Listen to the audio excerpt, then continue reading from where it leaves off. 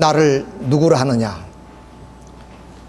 항상 섭리의 전환기에는 우리가 하늘의 중심을 보내주시는 것을 알고 있습니다. 그러나 타락한 인간들은 그러한 하늘에 보내신 그 중심을 알지 못해서 결국 많은 핍박과 박해를 받는 경우가 섭리사에 너무나 많았습니다. 2000년 전 예수님도 그렇게 참 유대인들부터 준비된 그런 민족국에 오셨지만 누구도 그 예수님을 메시아 그리스도 그리고 인류의 구세주라고 믿지 않았습니다. 그럴 때 수제자 베드로가 바로 이 주님의 말씀에 너희는 나를 누구로 하느냐? 주는 그리스도요 살아계신 하나님의 아들입니다. 이렇게 고백하는 내용이 바로 마태복음 16장의 내용입니다. 우리 함께 16장의 내용을 우리가 보도록 하겠습니다. 13절 예수께서 빌립보 가이사라 지방에 이르러 제 아들에게 물어 이르시되 사람들이 인자를 누구라 하느냐? 이르되 더러는 세례 요한 더러는 엘리야 어떤 이는 에레미야나 선지자 중에 하나이다. 하나라 하나이다. 이르시되 제 아들에게 가르친 말입니다. 너희는 나를 누구라 하느냐? 시몬 베드로가 대답하여 이르시되 주는 그리스도시요 살아계신 하나님의 아들이시니이다. 이렇게 증거를 합니다. 그러자 예수께서 대답하여 이르시되 바요나 시몬아 내가 복이 있도다. 이를 내게 알게 한 이는 혈육이 아니요 하늘에 계신 내 아버지시니라. 또 내가 너에게 이르노니 너는 베드로라. 내가 이 반석 위에 내 교회를 세우리니 음부의 권세가 이기지 못하리라. 내가 천국 열쇠를 내게 주리니 내가 땅에서 무엇이든지 매면 하늘에서 매일 것이요 땅에서 풀면 무엇이든지 하늘에서 풀리라 하는 말씀 19절까지 말씀드렸습니다. 자, 여기에서 우리가 짚고 넘어가야 될 내용이 뭐냐면 우선 이 유대 사회에 예수님이 많은 이적도 기사도 일으켰습니다. 그 수로 세보면 33번이나 이적 기사를 일으킵니다. 특히 죽은 사람을 살린 것도 3번이나 있습니다. 자, 이렇게 해서 그 유대 사회는 많은 그 좀 화제거리가 되지 않겠습니까? 예. 그래서 아마 예수님은 이 유대인들이 나를 어떻게 보고 있는가를 아마 그 제 아들에게 물어보는 내용입니다. 그러니 그 세례요한 그 광야에 내가서 석종과 메뚜기를 연명하면서 천국이 가까웠다고 회개하라고 외쳤던 그런 사람의 세례요한 같은 사람이다. 그런 뜻입니다. 또 더러는 엘리야는 바로 예수님이 오기 전 900년 전에 그런 그 선지자입니다. 북조에 가서 활동했던 사람이죠. 그런 엘리야가 온다고 했었어요. 그러니까 그런 엘리야로 오신 분이다 하는 사람도 있었다 말이에요. 근데 또 어떤 사람은 에레미야. 물론 이분도 뭐 한 900년 전에 그런 남조 유대의 그런 마지막은 아니지만 선지자입니다. 이런 아주 훌륭한 선지자 중에 하나입니다 하는 그런 얘기입니다. 뭐 그 정도까지 유대인들이 뭐 쳐줬다면 또 모르겠습니다. 그런데 예수님이 실제로 느끼는 것은 그런 것이 아닌 것 같습니다. 많은 이적과 기사를 행했으면 또 이러한 하나의 선지자로 유대인들이 알았더라면 예수님이 고난의 길이 있었겠습니까? 또는 예수님이 십자가의 길이 한 것은 당치도 않은 길이겠죠.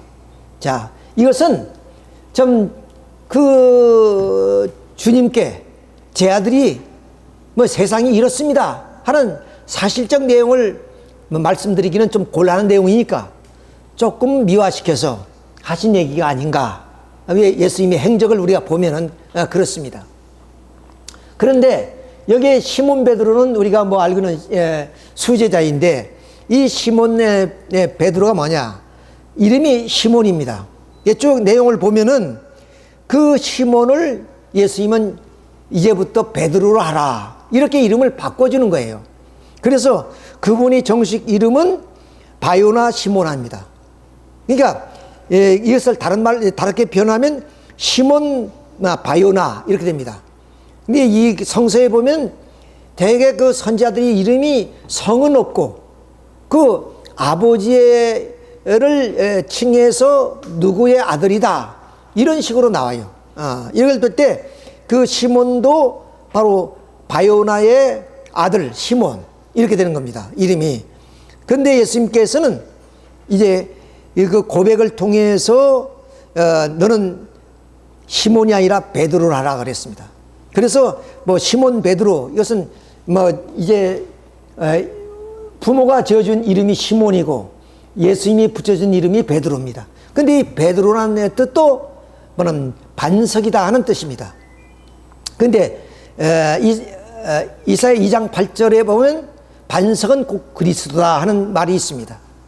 그러니까 베드로가 반석이라는 뜻은 그 반석은 결국 주님의 말씀이 실제로 오시기 때문에 말씀을 의미하는 것이다, 그 말은 뜻이 되는 거예요. 자, 그래서 이 베드로라는 뜻은 그 주님의 그 말씀의 실체를 증거할 수 있는 그러한 입장에서 너는 나의 말씀의 대신자다 하는 그런 뜻으로 우리가 해석해 볼 수도 있습니다. 어쨌든 간에 이렇게 베드로는 주님 앞에 고백을 합니다. 너는 나를 누구라고 생각하느냐, 이 말씀이야. 그때 주는 그리스도요 살아계신 하나님의 아들입니다, 이런 뜻이에요. 그러니까 우리가 더 해석해 보면은 그리스도란 말은 왕이란 뜻이요, 유대말로 표현한다면 기름을 부은 그런 메시아란 뜻입니다. 그러니까 당신은 오늘 유대인들이 기다리는 메시아이며 그리고 하나님이 보내시는 독생자이십니다, 이런 고백을 하는 거예요. 아마 그거에 유안을 받으셨는지 예수님은 베드로에게 이것은 혈육으로 가르쳐 준 것이 아니라 하늘에 계신 내 아버지가 가르쳐 준 것이고 이제 너의 이름은 시몬이 아니라 베드로로 하라. 즉 이제 반석의 실체에 대해서는 예수님의 말씀의 대신자가 되라, 그런 뜻입니다. 그런 반석 위에 교회가 세우겠다, 이건 놀라운 하나의 사건입니다. 또 시대적인 변화입니다. 분명히 여기에 물론 성전은 있습니다, 예루살렘 성전. 그런데 어떻게 해서 베드로에게 너 좀 반석 위에 교회를 세우겠다, 이게 예루살렘 교회가 아니고 베드로를 통한 새로운 교회를 세우시겠다고 선포하는 장면입니다. 그래서 대단히 이것은 의미 있는 그런 얘기다는 것을 지금부터 말씀을 드리겠습니다. 자, 그러면 이 예수님은 바로 가이사라 빌립보라는 지방에서 이 말씀을 하십니다. 그러면 가이사라 빌립보 지방이 어딘가 한 것을 한번 지도로 살펴보도록 합시다. 이것이 그때 로마 제국입니다. 이 로마 제국 그 하에 이스라엘 땅이 여기인데 바로 이스라엘이 로마의 속국이었습니다. 이 시대에 예수님이 이제 탄생하신 거죠. 자, 이렇게 탄생하실 때 그 유대 나라는 이렇게 크게 지도를 보면 이렇게 크지만은 사실상 아까 본 것처럼 그는 조그마한 나라입니다.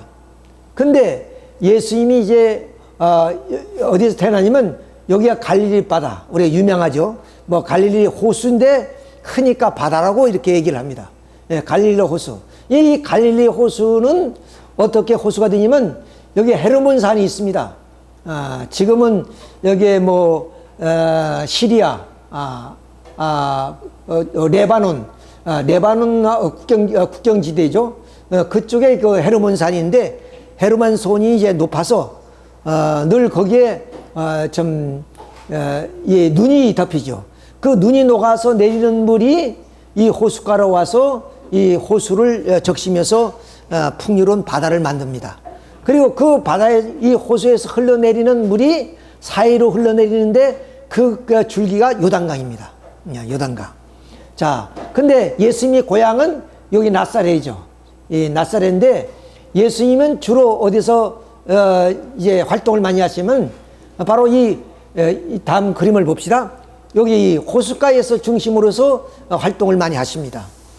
그러니까 어부들을 상대로. 그래서 베드로도 이제 어부였죠.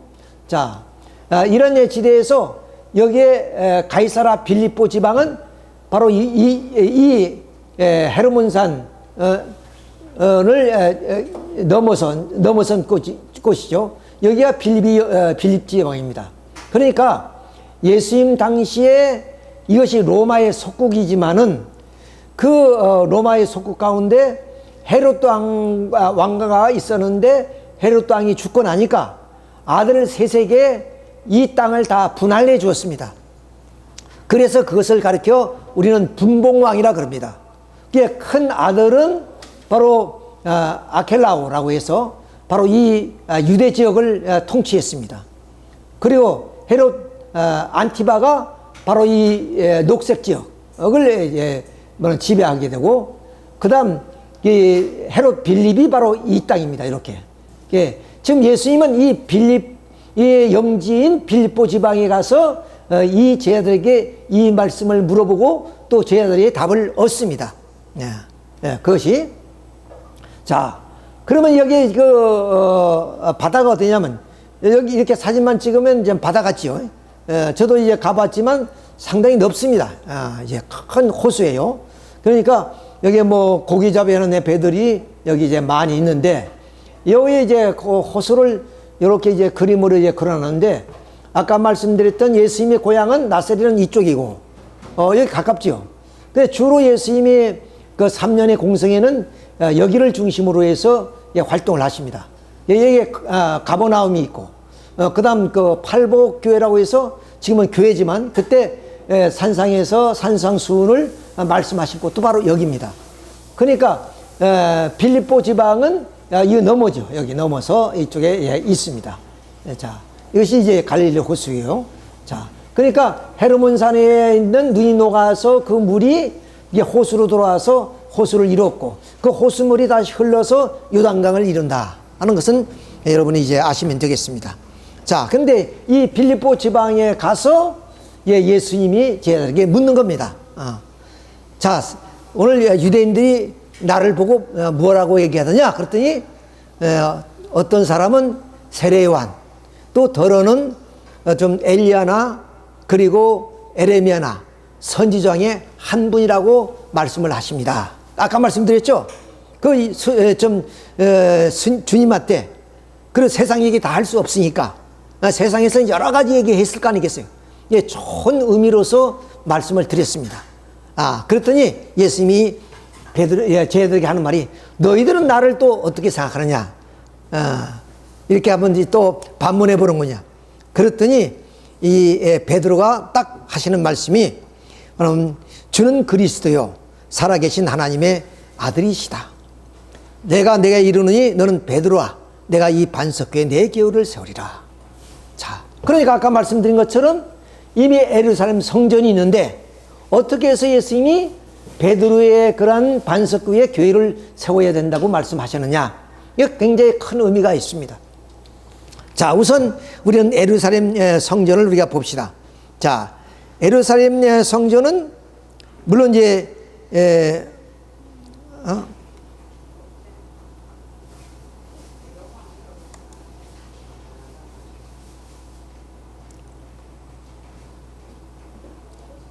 이것이 여기 예루살렘 성전입니다.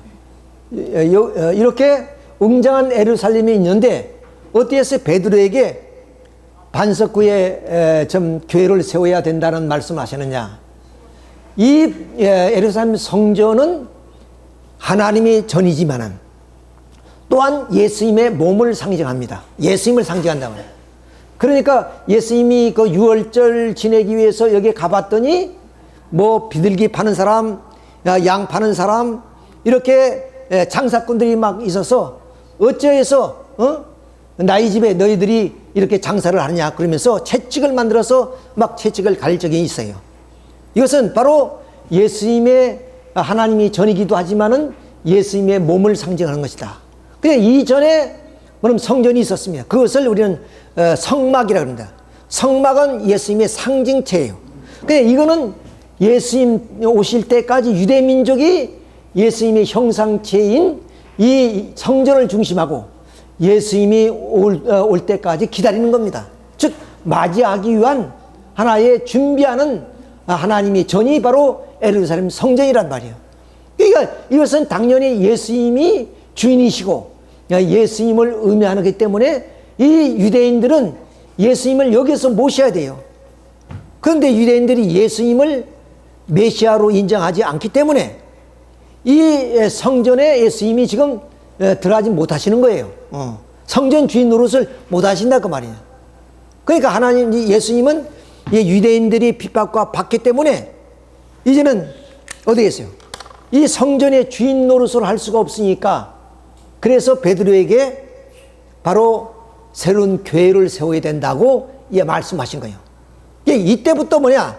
하나님의 섭리는 급격하게 이제 유대민족이나 또 유대민족이 세운 성전을 중심한 섭리가 아니라 이제는 베드로가 세운 그 교회를 중심으로 하는 새로운 섭리가 시작이 된다는 그런 이야기가 되겠습니다. 예. 그런 하나의 의미를 가지고 있다는 것을 우리가 여기서 봐야 되겠습니다. 이거 작동이 잘 안 돼서 좀, 자, 이렇게 예수님은 어떠냐? 이 제자들과 지나가는 말씀처럼 하신 말씀이지만 이 예수님이 하신 말씀은 여기에 어떠냐? 기가 막힌 내용이 있다는 거예요. 예수님의 사연이 있고 그리고 예수님이 앞으로 섭리해 날 내용이 있다는 것입니다. 그 깊은 사연이 뭐냐? 그것은 아까 말씀드린 성전은 예수님의 형상체이고 예수님의 그런 집인데 그 집의 주인 노릇을 하지 못하는 예수님, 그리고 이 백성들은 주님을 영접하지 않은 바로 말미암아 주님은 그들을 버리고 새로운 교회를 세워서 새로운 섭리를 펼쳐나가야 된다 하는 말씀이에요. 이런 의미를 가지고 그 예수님이 왜 예루살렘 성전을 놔두고 베드로의 그런 반석 위에 교회를 세워야 되느냐 하는 그런 내용이에요. 그러니까 지금까지 하나님의 유대민족을 통해서 일어나왔던 모든 섭리는 이 빌립보 지방에서 베드로와의 대화를 통해서 그걸로 종결이 되는 겁니다. 섭리가. 우리는 단순히 예수님이 제자와 함께 나눈 하나의 이야기라고 생각하지만 그 이야기 속에는 이 섭리의 어떤 전환점을 얘기하신 거예요. 전환점을. 자, 그럼 그 이유를 한번 우리가 살펴보도록 하겠습니다. 이스라엘 민족의 조상이 아브라함입니다. 그러니까 하나님은 항상 섭리를 하시는데 중심을 세우셔요. 중심이 없이는 하나님도 섭리를 이루 나갈 수 없습니다. 자, 그래서 바로 아담 가정에서는 누구냐? 아벨을 중심으로 세웠습니다. 그런데 그 아담의 자식 아벨이 형 가인에게 맞아 죽습니다. 그래서 하늘이 그 섭리의 중심을 잊어버렸기 때문에 1600년을 지나서 노아를 세우십니다. 그래서 노아의 120년 동안 방주를 지으면서 누구를 중심으로 세우느냐? 물론 노아가 중심이 되어서 방주를 지었지만 거기에 실제적인 중심은 함이었습니다. 둘째 아들. 그런데 그 함이 또 타락행위를 함으로 알마 그 중심을 잊어버렸어요. 그래서 하나님께서는 다시 400년이 지나서 아브라함을 세웁니다. 이 아브라함이 이제 섭리의 중심이 되어서 하나님의 뜻을 이뤄 나가야 되는데 이 중심이 되기 위해서는 그냥 하나님이 불렀다고 중심이 되신 것이 아니라 그 중심에 설 수 있는 자격을 갖춰야 돼요. 그것이 바로 하나님이 아브라함에게 비둘기와 양과 암소를 바치라 했습니다. 그 어떻게 바치느냐? 바로 이렇게 쪼개서 반만 쪼개서 뭐냐면 이 헌제를 드리라고 했었던 거예요. 그런데 이 아브라함은 이것을 가볍게 생각해서 비둘기를 쪼개지 않습니다. 그랬더니 그날 밤에 솔개가, 이 솔개란 것은 사탄을 상징하고 악을 상징하는 것이기 때문에 사탄이가 이 헌재에 침범한 결과가 됐다.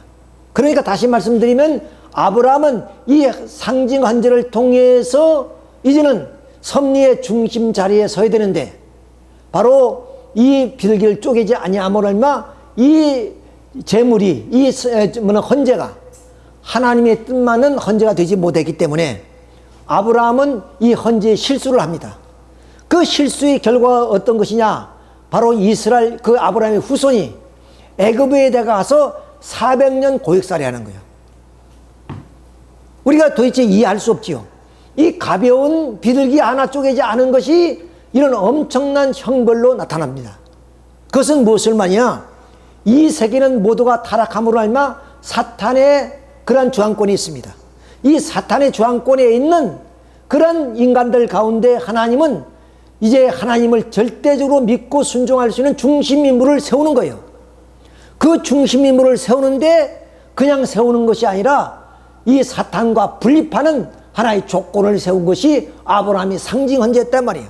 그러니까 비록 비둘기는 작지만은 그러나 비둘기 하나 안쪽에 말미암아 결국에 이 노아로부터 아브라함까지 이 400년을 하나님은 사탄 분립 역사를 해왔는데 결국 그것이 무의미로 돌아갔단 말이에요. 그러니까 400년이 다시 사탄이 침범했으니까 이것을 탕감복귀하기 위해서 아브라함이 후손이 애굽에 들어가서 이런 고역살이를 할 수밖에 없었다. 이것을 봤을 때 하나님이 세우시는 중심인물은 엄중하신 분이에요. 대단히 섭리의 중요한 인물이라는 것을 의미합니다. 그러니까 뭐 우리가 간단히 넘어갈 내용이 아니다는 거예요. 예를 들어서 비둘기 하나 안쪽에 있으니까 대신 하나님 내가 낙타라도 잡아서 올리겠습니다. 그럼 될 거 아니겠어요?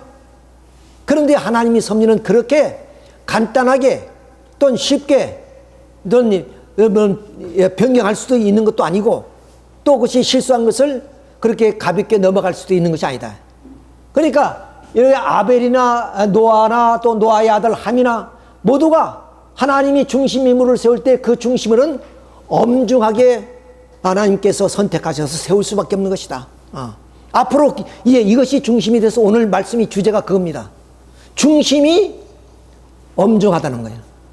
그러니까 물론 좌도 우도 아니고 반드시 길이 아니면 가지 말아야 되고 또한 좀 불의하고는 타협할 수 없는 그런 절대적인 하나님의 믿음과 순종과 복종의 그런 자세를 갖는 사람만이 하나님의 섭리의 중심인물이 될 수 있다는 거예요.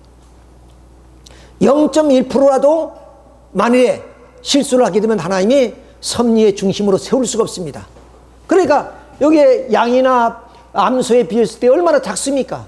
이 작은 것 하나 실수가 이렇게 엄청난 결국에 탕감 조건을 세우게 됐다는 것을 우리가 보더라도 하나님이 세우시는 중심인물이 얼마나 엄중한 것인가 한 것을 우리가 아셔야 돼요. 자, 그렇지만은 하나님은 다시 이삭이라는 이 100세에 난 독자 이삭을 하나님이 바치라고 그랬어요.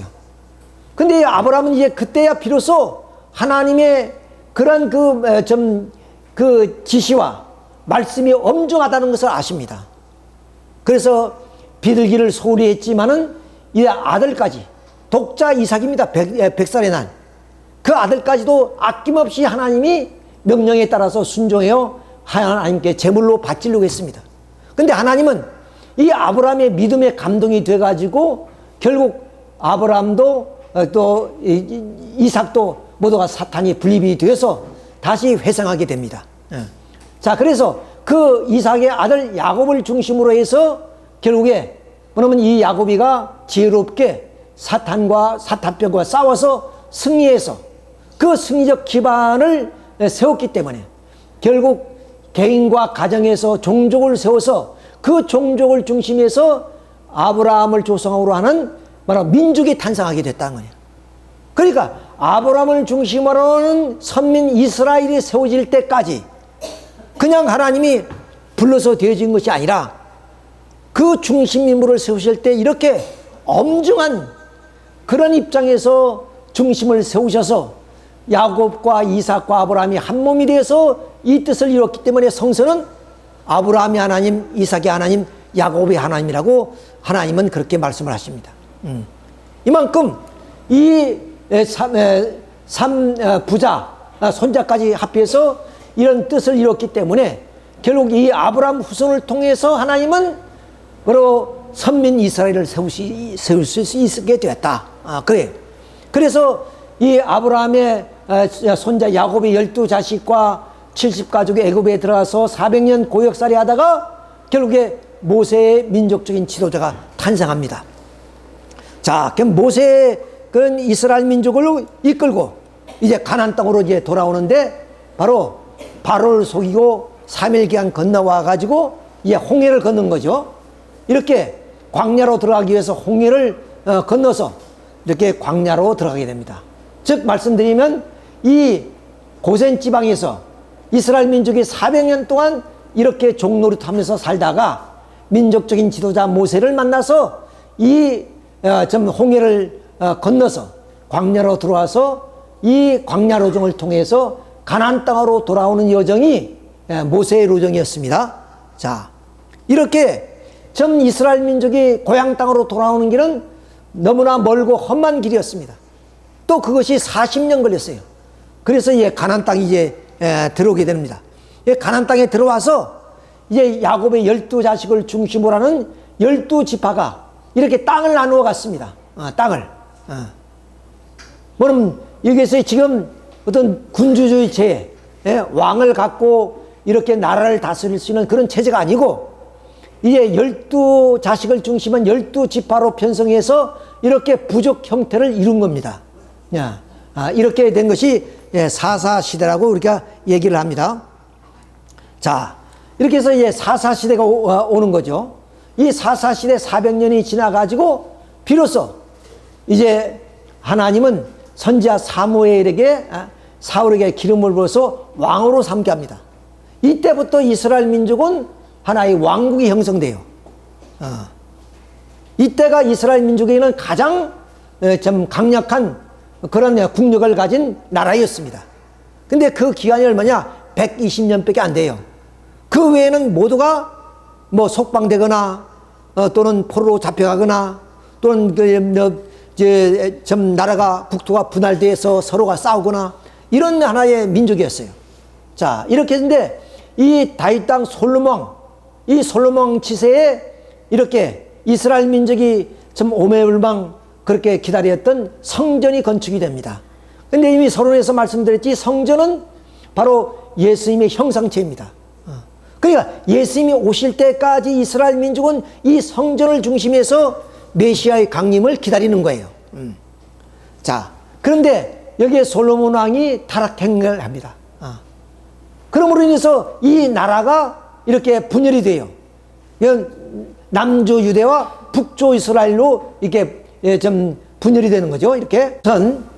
이 분열이 어떻게 이루어지냐면은, 야곱의 12자식을 중심한 12지파가 형성이 됐다고 말씀을 드렸어요. 자, 그러니까 야곱의 그 12자식이 바로 이렇습니다.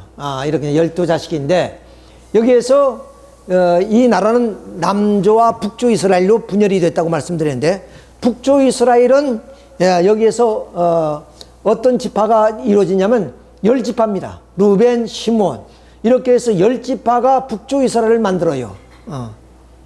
이 한 나라가 12지파를 중심한 한 나라인데 솔로몬 왕이 타락으로 말미암아 솔로몬 왕 이후에 이 나라는 분열 왕국이 됩니다.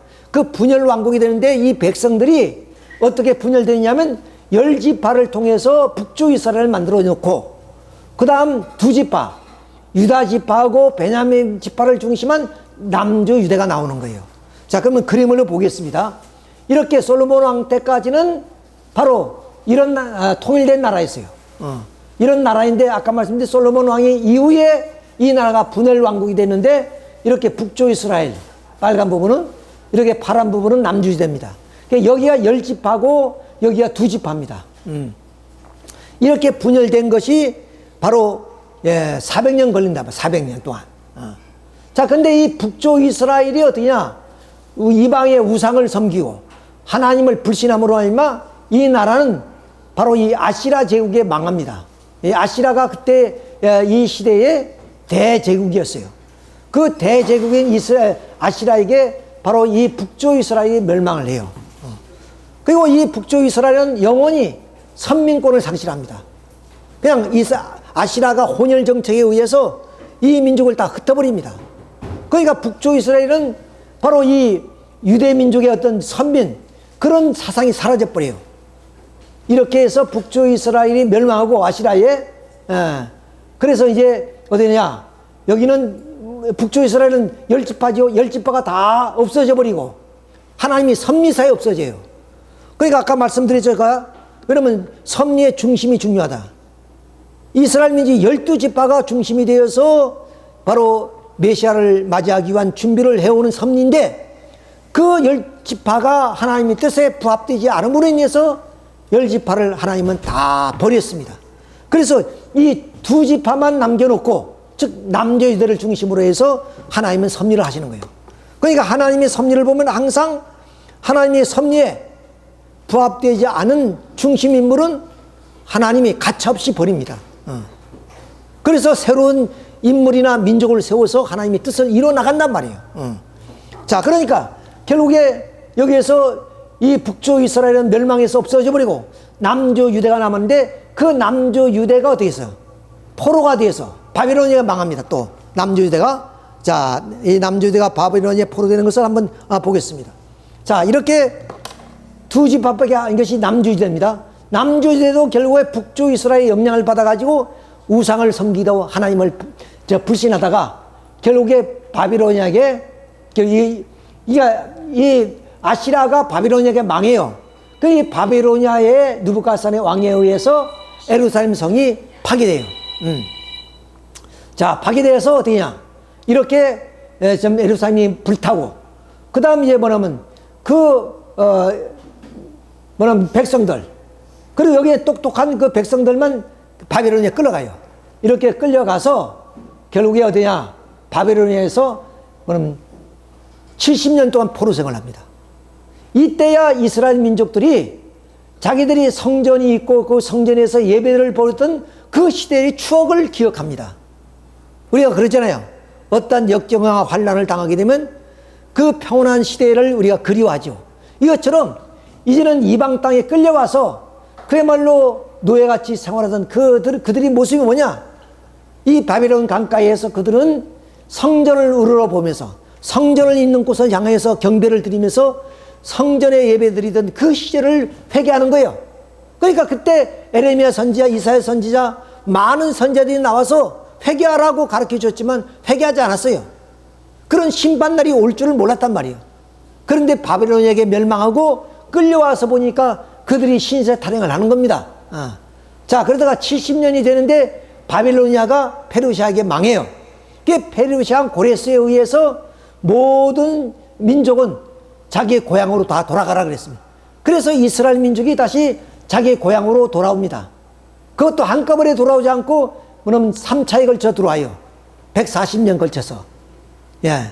자, 이렇게 이스라엘 민족의 고향 땅으로 이제 돌아와가지고 바로 파괴된 그런 성전을 재건축하고 그래서 400년 만에 예수님이 이 땅에 오시게 된다 그 말이에요. 자, 예수님이 그런데 이스라엘 민족이 이미 말씀에 들은 것처럼 예수님을 메시아로 받아들이지 않습니다. 이미 그들은 성전을 지어서 메시아가 올 것을 기다리고 있었습니다. 그런데 그 메시아가 왔음에도 불구하고 성전의 주인공이 왔음에도 불구하고 그들은 주님을 받아들이지 않기 때문에 주님은 어때요? 이제 이스라엘 민족을 중심하고 섭리를 더 이끌어갈 수가 없는 상황이 됐어요. 그러니까 예수님께서 자기의 실체를 제자들에게 밝히고 그리고 그 제자를 중심해서 새로운 섭리를 펴시기 위해서 베드로의 그런 반석 위에 음부가의 권세를 이기지 못하는 그런 교회를 세우겠다 이런 선언을 한 겁니다. 그러니까 이 선언은 어떤 선언이냐? 이제는 유대인을 중심한 유대교를 중심한 하나님의 섭리가 이미 끝이 났고 실패했고 이제는 그 제자들을 중심으로 하는 새로운 섭리를 펴시. 그것이 기독교 역사입니다. 기독교. 말씀드린 것처럼 하나님의 섭리의 중심은 엄중하다 그랬죠. 엄중하다. 0.11%라도 사탄이 침범할 수 있는 조건이 있으면 하나님은 그를 중심해서 섭리를 하지 않습니다. 가차없이 그를 버리고 새로운 섭리를 하시는 거예요. 이미 유대인들이 예수님을 저버리고 예수님을 비판하고 박해하고 심지어는 예수님이 십자가까지 이제 지게 하지 않습니까? 그러니까 더 이상 이스라엘 민족을 통해서 또 예루살렘 성전을 중심해서 하나님은 구원 섭리를 할 수 없다는 거예요. 그들을 버리고 이제는 새로운 이방인을 중심으로 해서 하나님은 섭리를 펼쳐 나가시겠다 하는 선포가 바로 예수님이 베드로와의 대화 내용이에요. 간단하게 우리가 생각하면은 그저 좀 제자들과 그런 좀 신세 타령이나 하고 그런 얘기로 우리가 들을 줄 알지만 그것이 아니라 이 가이사라 빌립보 지방에서 예수님은 제자들에게 바로 선포를 하는 내용이에요. 이제는 유대교를 중심으로 하는 섭리가 아니다. 장차 기독교를 중심으로 하는 섭리가 시작될 것이다 하는 선포의 얘기다. 그것을 우리가 아셔야 되겠어요. 자, 이렇게 해서 결국 하나님의 섭리는 이제 유대 땅을 떠나게 됩니다. 유대 땅을 떠나요. 자, 유대 땅을 떠나서 어디로 가느냐? 원래 이스라엘 민족이 예수님이 오실 것을 이미 이사야 선지자나 그럼 에레미야 선지자나 다니엘서나 이런 사람들을 통해서 에스겔 선지자나 다 예언을 했습니다. 크고 두려운 날이 임할 것이라고 말라기 선지자도 예언했고요. 이럼에도 불구하고 이스라엘 민족이 그것을 받아들이지 않았어요. 자, 그러면 예수님이 이렇게 한나이가 우리에게 낳고 한나들을 우리에게 주신 바 되는데 그 어깨는 정사를 메었고 그 이름을 기묘자라 묘사라 전능하신 하나님이라 영존하신 아버지라 평강의 왕이라 그랬습니다. 이렇게 이사야 선지자는 예수님의 탄생을 이렇게 예언했어요. 그러니까 이스라엘 민족들이 그 예언대로 기다리고 있었는데 결국 그들이 생각했던 예수님은 왕국에서 오실 줄 알았죠. 그리고 구름 타고 오실 줄 알았죠. 뭐냐면 요셉의 집에서 목소의 그런 아들로 태어날 줄 누가 알았겠습니까? 그런 걸 생각 안 했단 말이야. 자, 그래서 이 예수님은 만약에 이렇게 태어나서 이스라엘 민족이 그를 받아들였다면 어떻게 되냐? 예수님은 유대 민족을 위한 예수님이 아니라는 거예요. 왜 하나님은 예수님이 유대 민족을 선민으로 세우느냐? 장차 만국을 다스릴 왕을 어느 나라에 어느 민족에 보내야 될 거 아닙니까? 그러니까 하나님을 잘 믿는 백성을 선택해서 그 백성 가운데 만왕의 왕을 이 땅에 보내서 만 세상을 치리할 수 있는 왕으로 보내신 거란 말이에요.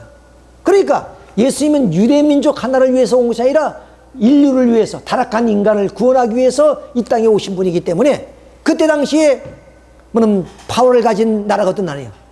박스 로마나예요. 그러니까 로마의 힘을 통해서 예수님이 사상과 이념이 들어가게 되면 그 이념과 사상이 로마의 힘에 의해서 세계화된다 그 말입니다. 이래서 하나님은 미리 박스 로마를 만들어 놨던 겁니다. 그러니까 예수님이 바로 예루살렘을 넘고 이스라엘을 넘어서 이 로마로 들어갔다면 로마를 중심으로 해서 유럽이 기독교화되고 그렇죠? 그리고 또한 세계화되는 것이다 그 말이에요. 자, 이랬지만은 결국 유대민족이 예수님을 십자가에 못 박기 때문에 예수님이 살아서 이렇게 갈 수가 없었어요. 그러니까 이제 예수님이 십자가에서 돌아갈 수밖에 없기 때문에 베드로의 그런 말씀의 그런 좀 형성친 교회를 세워서 그 교회를 통해서 복음을 땅끝까지 전하는 그런 하나의 미래를 예수님은 그 가이사라 빌립보 지방에서 제자들에게 그 말씀하셨대. 베드로의 너의 믿음 이후에 반석 위에 교회를 세울 테니 음부의 권세가 이기지 못할 것이다.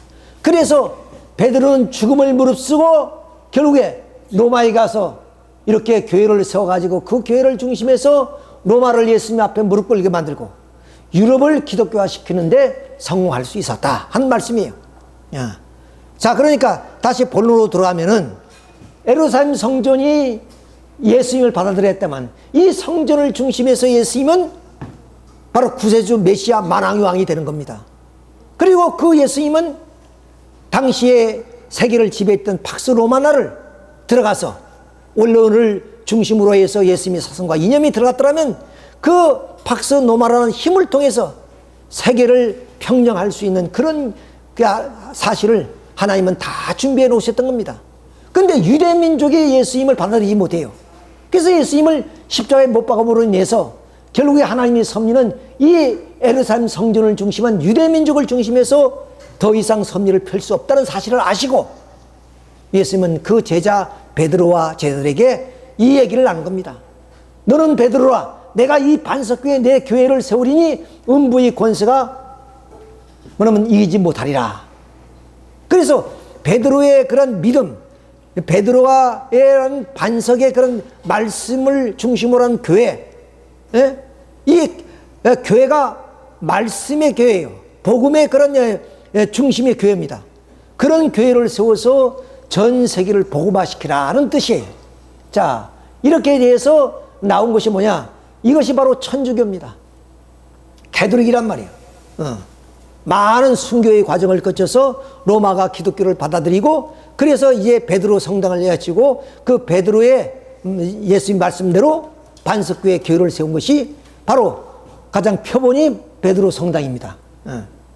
이렇게 해서 천년을 이어옵니다. 천년을. 그런데 이 천주교가 하나님의 뜻에 부응하지 못하고 결국 이 교회도 예루살렘 성전처럼 타락해 버립니다. 교황과 국왕이 이번에는 서로 싸우면서 타락해 버린다. 그러니까 1517년 마틴 루터를 통해서 새로운 개혁교회를 세우게 돼요. 개혁교회. 그것이 오늘 신교회예요. 뭐 장로교니 감로교니 성결교니 하는 이런 교회란 말이에요. 이런 교회를 중심으로 해서 하나님은 어떻게 해요? 이제 중심이 예루살렘에서 성전에서 이제는 뭐냐면 베드로가 세운 그 교회를 중심으로서 가다가 중심은 다시 어디로 갔어요? 새로운 뭐는 개혁교회로 이제 옮겨졌죠. 근데 이 개혁교회도 400년이 흘러가면서 오시는 주님을 영접하지 못하게 됩니다. 그러니까 아버님은 이 교회를 중심으로 해서 메시아 선포가 이루어졌다면 오늘 세계 모든 기독교 문화권이 되어 있지 않습니까? 그러니까 교회만이 아버님을 받아들였다면 예수님, 아버님 그 젊은 시절에 아버님은 구세주 메시아가 되고 또한 만왕의 왕이 돼서 이 땅 위에 하나님이 바라시는 그런 나라를 이룩할 수 있었던 거예요. 근데 이 개혁교회마저 불신이 났기 때문에 아버님은 이제 이렇게 초라한 세계 기독교 통일 신령협회라는 교회를 세울 수밖에 없어요. 그러니까 섭리는 항상 사탄이 침범하게 되면 그들을 버리고 엄중하게 중심을 세워 나가시는 거예요. 자, 그래서 이제는 세계 기독교 통일 신령협회를 중심으로 하는 메시아 구세주 참부문을 중심해서 새로운 구원 섭리가 이루어지게 되는 겁니다. 그러니까 과거는 다 이제는 아무런 의미가 없습니다. 지금까지 그들이 하나님의 뜻을 위해서 충성을 다하고 희생을 하고 순교의 길을 걸어갔다 할지라도 결과적으로 주님을 영접하지 못하기 때문에 그들을 중심한 하나님의 섭리는 완전히 중심권에서 벗어날 수밖에 없고 새로운 중심을 세운 것이 바로 이렇게 초라하지만 세계 기독교 통일 신령협회란 말이에요. 자, 여기에서 이제 아버님은 평생을 통해서 승리하셔서 승리적 기대 후에 이런 교회를 세워서 하나님의 섭리를 이루는 것이 하나님의 뜻이 아니고 이제는 교회라는 것은 메시아가 올 때까지만 필요한 거예요. 그러니 이제 세계가 아버님을 메시아로서 인정하는 입장이 있기 때문에 이제는 교회의 간판을 세계 평화 통일 가정연합이라는 것을 세웠습니다. 자, 이렇게 해서 이제는 이 세계 평화 통일 가정연합을 중심으로 하는 하나님의 섭리가 이제 이루어서 천국을 이루게 되는 겁니다. 근데 아버님도 인간 육신을 쓰고 오시기 때문에 그러면 좀 100년은 채우지 못했지만 90성상을 사시다가 돌아가셨단 말이죠. 성화하셨다는 거예요. 자, 그러면 후계자가 있어야 돼요. 그 후계자가 문영진 이대왕입니다. 그 말이에요.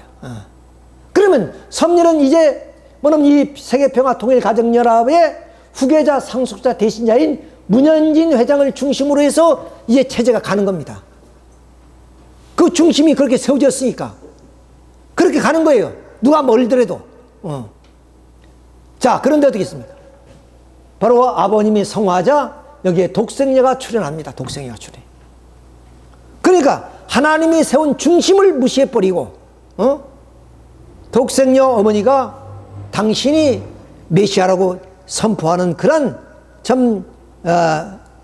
일이 벌어지게 됐다고 말이에요. 자, 이 한 예만 들면 여러분이 다 보았습니다마는 바로 천정궁을 올라가는 그 길목에 이렇게 큰 독립문 같은 문을 세우고 거기에다 어떠냐? 바로 여기서 이렇게 독생녀 동상을 세우게 됩니다. 자, 이건 심하지만은 이렇게 독생이와 동산을 세웠어요. 그러니까 아버지도 그리고 이방님도 없고 오직 독생녀만 있습니다. 그래서 당신이 메시아라고 선포하는 거예요. 아버지가 메시아가 아니다는 얘기예요. 또 아버지 대신자 상수자 후계자로 세운 문영진 회장도 후계자가 아니라는 겁니다. 그리고 그 아버지는 원죄를 달랑달랑 메고 다닌다는 겁니다. 꼬리를 달고 있다. 그러니까 그 꼬리를 우리가 지워줘야 된다. 이렇게 불쌍한 아버지, 죄 많은 아버지, 원죄 가진 아버지, 그리고 독생이로 말미암아 결국 메시아라고 그렇게 부름받을 수 있는 아버지, 그런 아버지로 격화시키고 당신이 6천년 동안 하나님이 기다렸던 섭리의 중심이라는 거예요. 중심. 중심이 그 당신이라는 겁니다. 아버지가 아니라.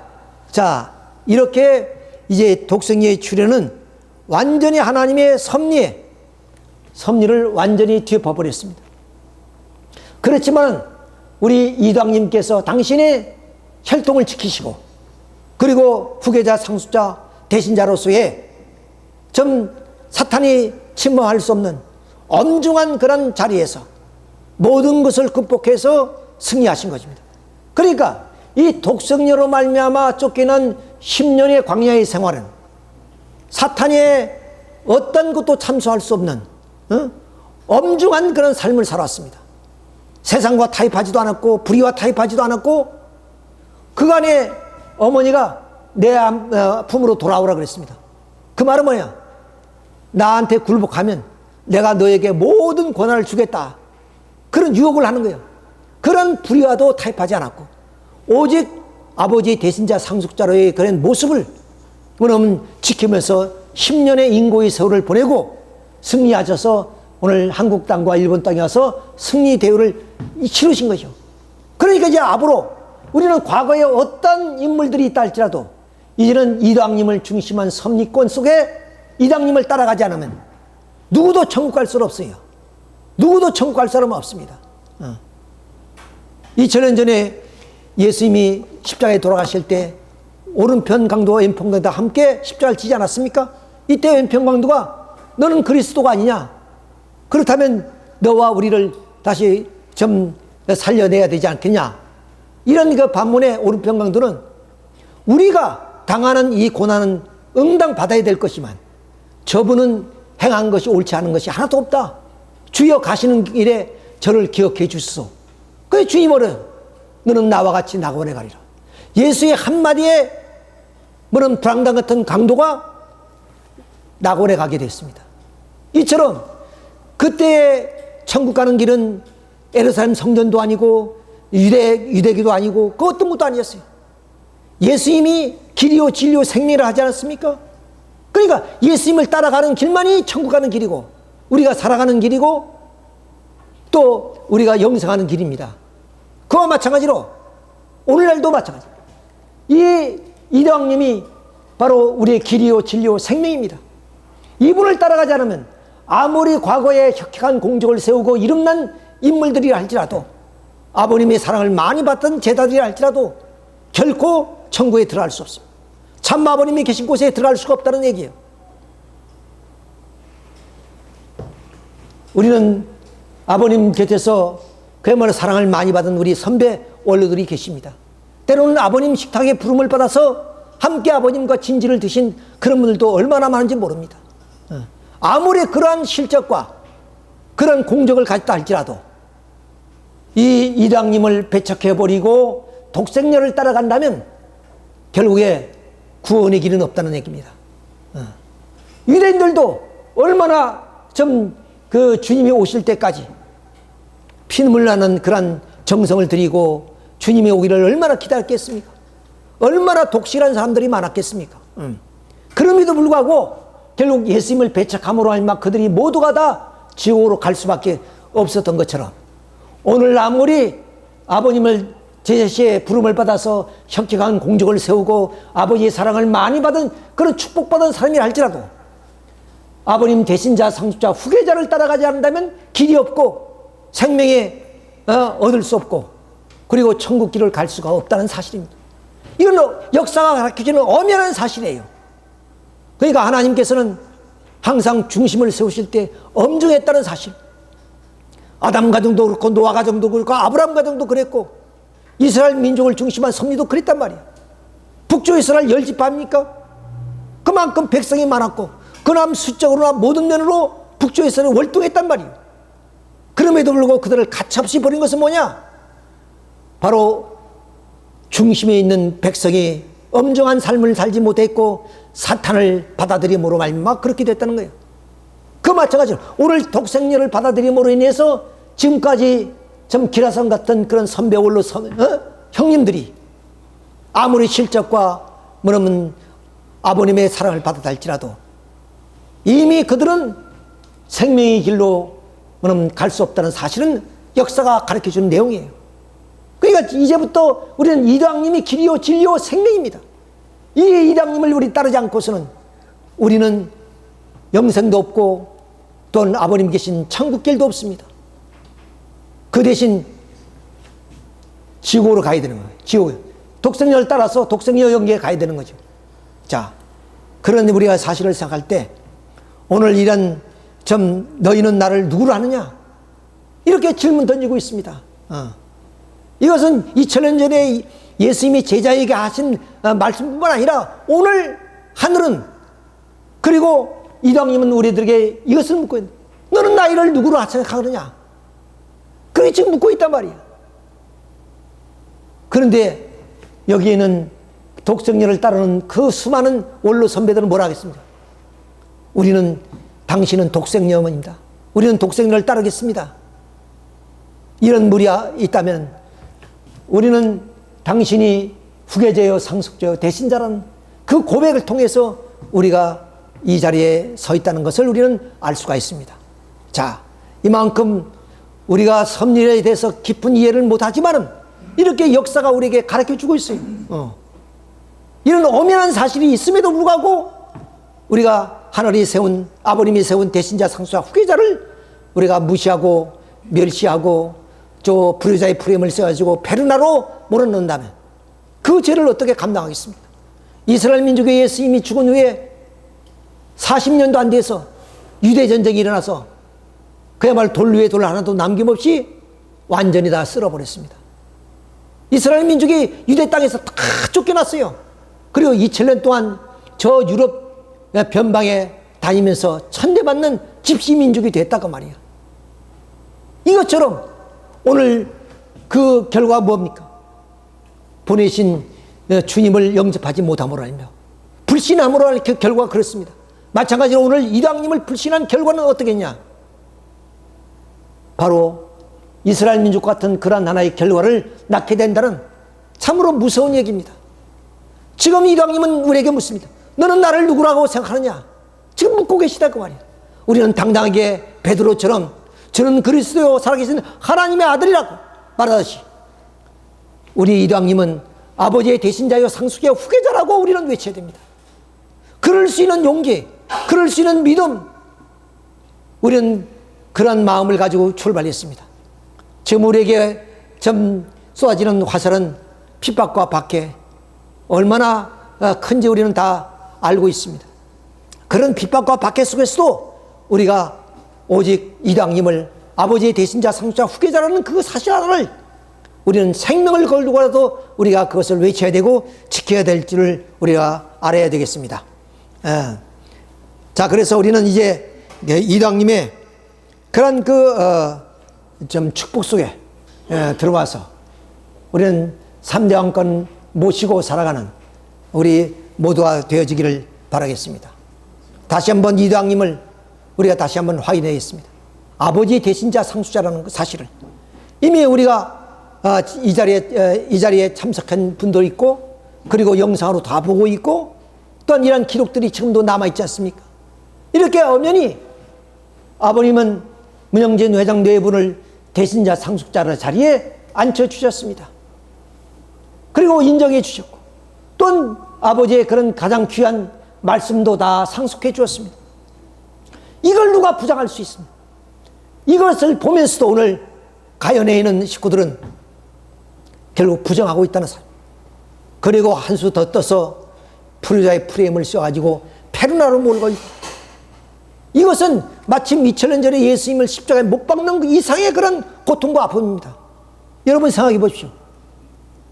이방님이 10년 동안의 그 인고의 세월이 어떤 세월이었습니까? 예수님이 십자가에 못 박아 죽은 그것만큼 못하겠습니까?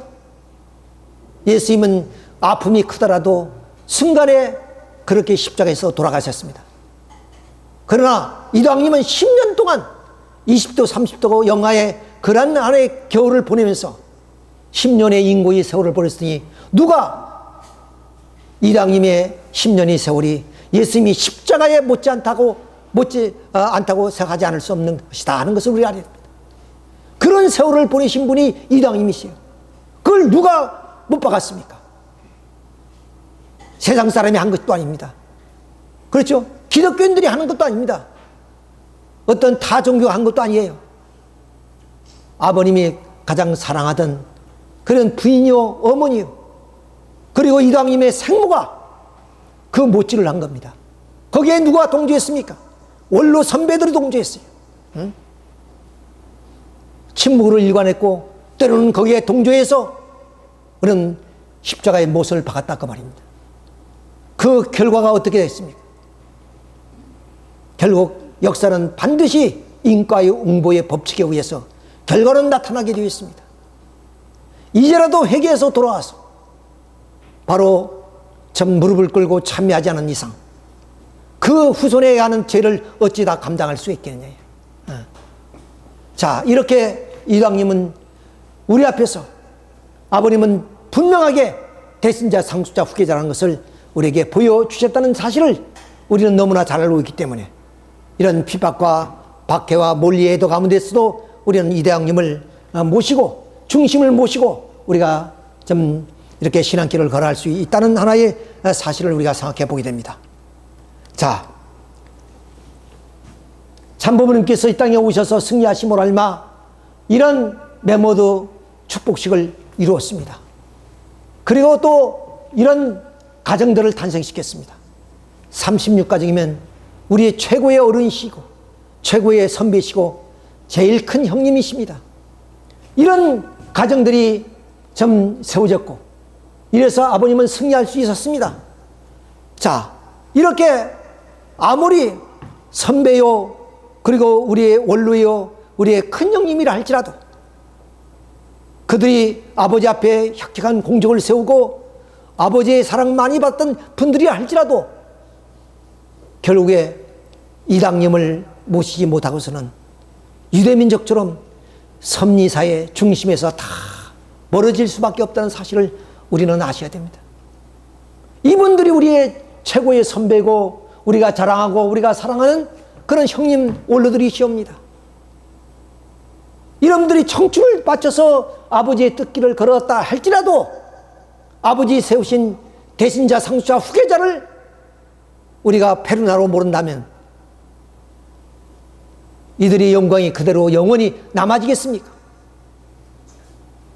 이스라엘 민족도 마찬가지로 이분들도 그러한 길을 답습할 수밖에 없다는 사실을 우리는 아셔야 됩니다. 이제 이방님은 우리에게 묻습니다. 너희는 나를 누구로 하느냐? 우리 모두가 외쳐야 됩니다. 세상을 향해 외쳐야 됩니다. 이방님이 바로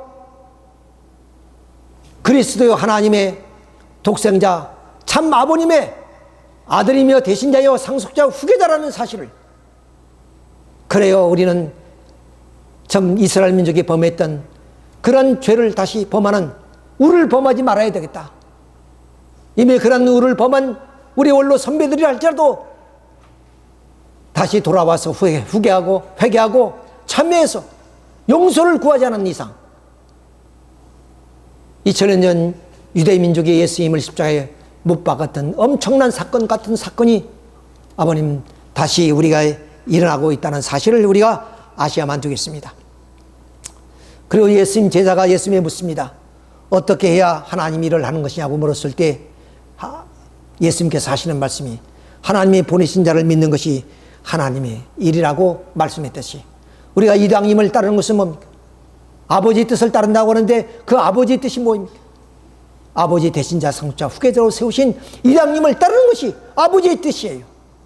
이것이 엄연한 사실임에도 불구하고 이것을 부정하는 그런 사람이 있다는 것이고, 또한 그것을 통해서 결국 2000년 전에 유대인들이 예수님을 십자가에 못 박듯이 오늘 이장님을 못 박고 있다는 사실을, 이것은 참으로 슬픈 이야기가 아닐 수 없다는 사실을 말씀을 드리면서, 오늘 너는 나를 누구로 하느냐 하신 말씀에 대한 답이라고 말씀을 드리면서 오늘 말씀을 마치기로 하겠습니다. 감사합니다.